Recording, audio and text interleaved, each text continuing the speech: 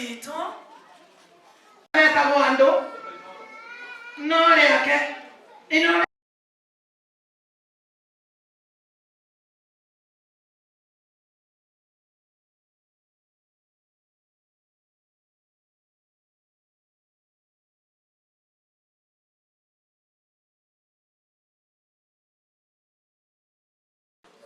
tata na Fauro ndiramenya kuri yari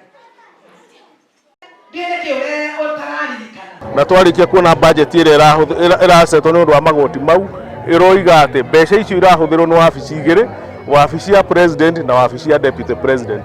Icio nditweganite nacio ati andu magoti mongererwo nigetha wabici ya president ikorwo ikihuthira ciringi bilioni 1 o muthenya na wabici ya deputy president nayo ikorwo ikirinovatwo na ciringi makiria ma mbeca iria yakirwo nacio maita meri ma mbeca iria yahuthirire igiakwo nicio irahuthirwo ku renovate. Ukio ni turaregana naguo na tukoiga Mukenya ena thina muingi muno na koguo magoti ndakaigirirwo murigo ungi. Ni tuguthio na mbere na kuregana namo. Waneo bilioni 1 o muthenya wikage atia nayo.